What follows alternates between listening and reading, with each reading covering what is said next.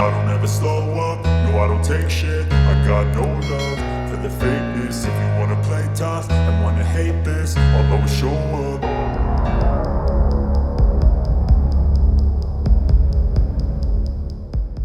Ukraine says latest Russian assault on Bakhmut beaten back.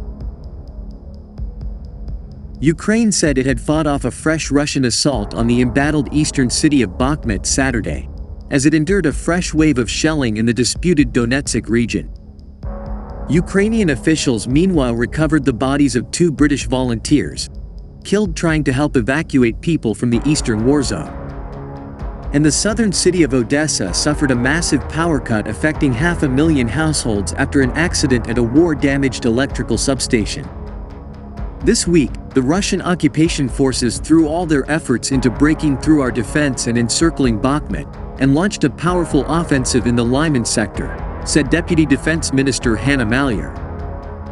But thanks to the resilience of our soldiers, they did not succeed. Ukraine's Border Guard Service reported that its soldiers had stopped the latest attack, killing 4 and wounding 7 of the attacking forces. Russia unleashed a fresh wave of bombardment across the eastern front lines Saturday morning. Ukrainian officials reported shelling in the Chernihiv, Zaporizhia, Dnipropetrovsk, Kharkiv, Lugansk, Donetsk and Mykolaiv regions. In his evening address, Ukrainian President Volodymyr Zelensky acknowledged that the situation was getting tougher. Russia, he said, was throwing more and more of its forces at breaking down our defense. It is very difficult now in Bakhmut, Vuhledar, Lyman and other areas, he added, referring to the frontline cities in the east of the country. On Friday, at an unprecedented summit with EU leaders in Kyiv, the Ukraine leader promised, "No one will surrender Bakhmut. We will fight as long as we can." The more sophisticated, long-range weapons promised by its Western partners could help turn the tide of the fighting there in Ukraine's favor, he added. France, Italy and the United States on Friday all promised fresh deliveries of weapons to Ukraine. Kyiv, while expressing its gratitude, is already pressing for more, including fighter jets. Officials in Kyiv said Saturday that the bodies of the Britons killed while trying to help people evacuate from the eastern war zone had been recovered in a prisoner swap. Chris Perry, 28, and Andrew Bagshaw, 47, were undertaking voluntary work in Soledar, in the Donetsk region of Ukraine, when their vehicle was reportedly hit by a shell. Their bodies were returned to Ukraine authorities as part of a wider exchange, in which Kyiv got 116 prisoners and Russia 63.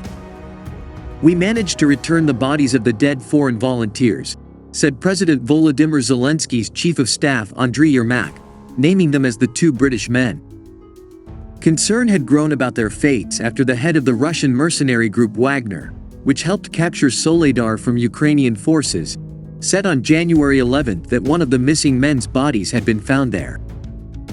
Wagner boss Yevgeny Prigozhin had also published online photographs of passports that appeared to belong to Perry and Bagshaw, which he claimed were found with the corpses. On Friday, news emerged of the death of an American medic killed in Bakhmut when his evacuation vehicle was hit by a missile. Global Outreach Doctors, with whom he was working, said 33-year-old Pete Reed was a former U.S. Marine Corps rifleman who also worked as a paramedic. Ukrenergo, the country's energy operator, reported the accident at a substation supplying both the city and the region of Odessa. The power network there had been gradually degraded by repeated Russian bombardment in recent months, it added. As a result, the reliability of power supply in the region has decreased. As of today, almost 500,000 customers have no electricity supply, said Maxim Marchenko, of the Odessa Regional Administration.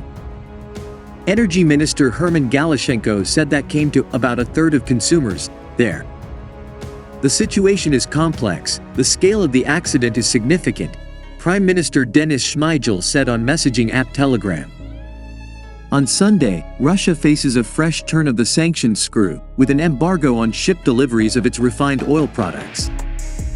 Already in December, the EU imposed an embargo on Russian crude oil coming into the bloc by sea and, with its G7 partners, imposed a $60 per barrel cap on Russian crude exports to other parts of the world. The new embargo and price caps starting Sunday will target Russian refined oil products such as petrol, diesel and heating fuel arriving on ships. In Brussels, on Friday, the European Union, the group of 7 industrialized nations and Australia agreed to cap the price of Moscow's refined oil products. European Commission President Ursula von der Leyen estimated this week that the crude oil price cap costs Moscow around €160 million, copy 70 million, daily. The Kremlin has warned that the measures will destabilize world markets.